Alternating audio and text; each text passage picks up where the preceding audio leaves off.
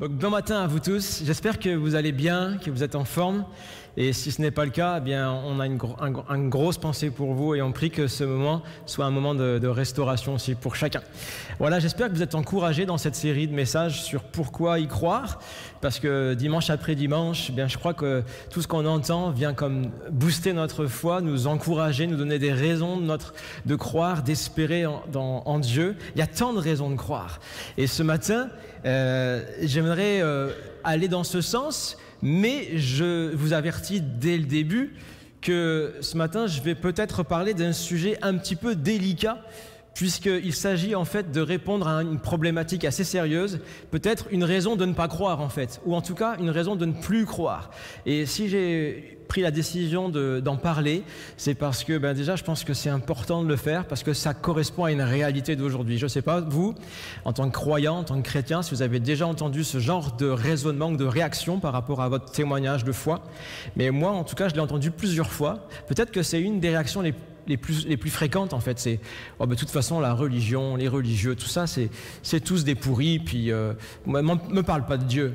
Et ils ont vécu dans leur expérience des choses qui les a traumatisés, et ce qui fait qu'ils, comme on dit dans l'expression, ils ont jeté le bébé avec l'eau du bain. Et puis ils veulent pas entendre parler de Dieu parce qu'ils ont été comme déçus, voire dégoûtés même de ce qu'ils ont connu dans leur expérience religieuse en tout cas. Et je crois que c'est un sujet qui mérite vraiment d'être abordé. La question c'est comment est-ce que on peut continuer à croire quand on regarde les journaux, quand on regarde les titres des scandales qui apparaissent, qui sont en fait des scandales qui touchent l'Église. Et j'ai essayé de faire un petit medley de ces titres de journaux. J'ai pas voulu y passer trop de temps parce que c'est décourageant, mais on voit. Et puis c'est pas besoin de chercher partout à droite, à gauche, mais ici même au Québec, dans la région, à Montréal, que ce soit des scandales un peu partout, scandales abus sexuels, scandales financiers, dérives sectaires, abus de pouvoir, abus spirituels. Puis dans la province ici, ça a fait beaucoup de bruit aussi cette histoire de scandale sexuel.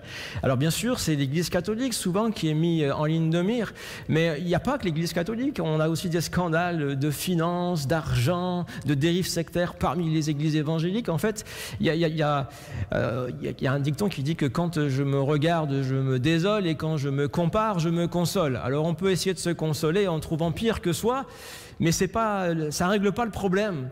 La réalité, c'est comment est-ce que tu peux concilier, continuer à croire, et ça c'est une question légitime, comment est-ce que tu peux continuer à croire quand tu vois toute cette hypocrisie en fait, et puis tous ces scandales qui sont là. Comment continuer à croire quand sur un plan personnel, peut-être pas aller jusque dans des énormes scandales comme ceux qui éclatent, notamment ceux qui ont éclaté aux États-Unis, par exemple, il y a une étude qui a été faite, et celle-ci a fait beaucoup parler, c'était la John Jay Report en 2004, une étude qui a été judiciaire, en fait, une analyse judiciaire de la période de 1950 à 2002. Il y a eu aux États-Unis 10 667 cas d'abus sexuels qui ont été allégués dans l'Église catholique américaine. Et sur ces 10 667 cas d'abus sexuels, il y avait 4 392 prêtres qui étaient nommés. Et quand on regarde, c'est un exemple, une étude, mais ça, c'est là partout. Et c'est dramatique, c'est des réalités. Derrière ces chiffres-là, c'est des vies qui sont brisées, c'est des vies qui sont comme écrasées et qui se retrouvent avec un dilemme par rapport à leur conscience, par rapport à leur démarche même spirituelle de foi, et qui sont comme atrophié et piétiné. Et c'est une véritable question, comment est-ce que je continue à croire? Et comment est-ce que je continue à croire quand j'expérimente dans ma vie même d'église ou dans mon expérience religieuse des déceptions, des trahisons, peut-être pas des aussi gros scandales que ceux-ci, mais des choses qui viennent me toucher personnellement. Et je pense que ça, nous en connaissons tous, peut-être que nous avons aussi vécu ce genre de choses qui à un moment donné te découragent parce que tu es déçu par peut-être une personne que tu pensais être un modèle, parce qu'elle t'a comme trahi, parce que tu as été comme dans un sentiment d'injustice, et que tu te retrouves un petit peu dans la position du psalmiste. Au psaume 55, David, il exprime une douleur qui me semble vraiment douloureuse, quelque chose de fort, parce qu'il dit ceci, il dit « Ce n'est pas un ennemi qui me déshonore, je le supporterai, ce n'est pas celui qui s'élève contre moi, je me cacherai de lui, c'est toi, un homme comme moi, mon confident, toi que je connais bien. » Prochaine diapositive. Au psaume 55, versets 13 à 14. Ce que le psalmiste exprime à ce moment-là, c'est une douleur de trahison. Pas de quelqu'un de l'extérieur, mais de quelqu'un de l'intérieur.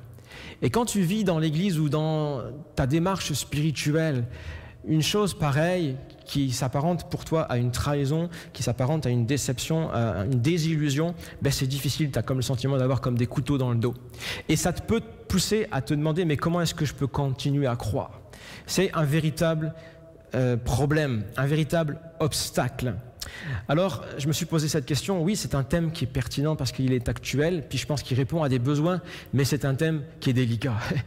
Comment est-ce que je peux l'aborder ce matin? Parce que devant cette désillusion, je crois que la parole d'un homme, ça suffit pas. On a beau dire des belles paroles, c'est pas ça qui va apporter la guérison. Et humblement, vraiment, je me sentais vraiment petit ce matin pour aborder ce sujet. Je me suis dit, mais quelle parole de Dieu on peut apporter pour guérir cette situation? Et en fait, je n'ai pas la prétention de l'apporter ce matin, mais je voudrais juste vous proposer de regarder ce que Jésus a fait. Parce que s'il y a une parole qui peut faire la différence, ce n'est pas la parole d'un homme, mais c'est la parole de Dieu, c'est la parole du Seigneur. Et je crois que Jésus, dans les évangiles, eh bien, adopte une position, une posture qui répond à cette problématique-là. Jésus fait face au scandale de la religion. Et en fait, la question de la foi face au scandale de la religion, on va l'aborder ce matin en regardant comment Jésus, lui, a pris position par rapport au scandale de la religion. Parce que les scandales, ils ne datent pas de 2020. Les scandales, ils sont là depuis bien longtemps. Et du temps de Jésus, il y avait encore des scandales. Il y avait déjà des scandales liés à la religion.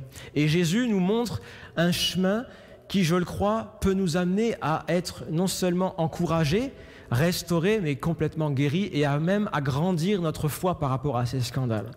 Alors, je vous propose de suivre ces positions-là et je voudrais souligner quatre actions, 4 étapes en fait, que Jésus veut manifester dans nos vies comme pour ressusciter la foi, comme pour guérir la confiance, comme pour guérir le cœur et puis pour faire triompher la foi. Et le premier verbe que je voudrais souligner, c'est le verbe reconnaître. En fait, Jésus, dans sa position par rapport au scandale religieux, a reconnu quoi? Il a reconnu la gravité et la réalité et la gravité des faits. Déjà, c'est une première étape. Et je voudrais lire avec vous ce que Jésus va dire à ses disciples en Luc 17, verset 1er et verset 2. Jésus dit à ses disciples, « Il est impossible qu'il n'arrive pas de scandale, mais malheur à celui par qui ils arrivent. Il vaudrait mieux pour lui qu'on mit à son cou une pierre de moulin et que l'on jetât dans la mer que s'il scandalisait un de ses petits. » Waouh! C'est assez clair, la position de Jésus. Elle n'est pas dans le gris, elle est vraiment, c'est clair, c'est posé. Jésus dit 2 choses importantes. Il est impossible qu'il n'arrive pas de scandale. Donc Jésus est en train de dire quelque chose. Il est en train de reconnaître en fait la réalité des faits. Jésus n'est pas en train de mettre ça sous le couvercle en disant non, ça n'existe pas. Il dit non, ça existe. Et même il dit plus loin, c'est impossible que ça n'arrive pas. Il y aura toujours des scandales. Donc il est très loin de la position de déni de réalité, où on veut refuser les choses, on veut nier, on veut les minimiser. Non, Jésus met des mots sur ce mal quelque part. Puis une deuxième chose que Jésus fait, il dit « malheur à celui par qui ils arrivent ». Donc Jésus, il reconnaît non seulement que ça existe, mais il reconnaît que c'est grave. Il refuse de dire que ça n'existe pas, mais il refuse aussi quoi? Il refuse l'impunité, c'est-à-dire le déni de responsabilité par rapport à ces situations-là. La position de Jésus, en fait, c'est une position de vérité et aussi de justice. La position de Jésus qui est défendue ici, c'est, en fait, sur le plan des victimes, c'est la première étape pour pouvoir envisager une guérison. C'est juste reconnaître les faits qu'ils ont subis.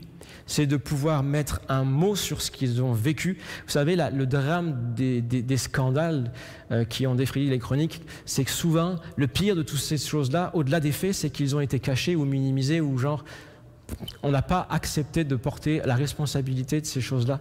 Dans la grande étude du rapport John Jay de 2004, sur tous les chiffres que je vous ai donnés tout à l'heure, sur les plus de 10 600 cas d'abus sexuels allégués, il n'y avait que 6% des prêtres qui ont été condamnés et seulement 2% qui ont été emprisonnés. Et on comprend dans ces situations-là, où il y a comme un sentiment de déni de réalité, puis en même temps une certaine impunité, que la souffrance, elle a beaucoup de difficultés à se guérir. Mais Jésus dit non. Il dit il faut la vérité et il faut la justice. Et avant d'aller plus loin, parce que Jésus ne va pas faire que ça,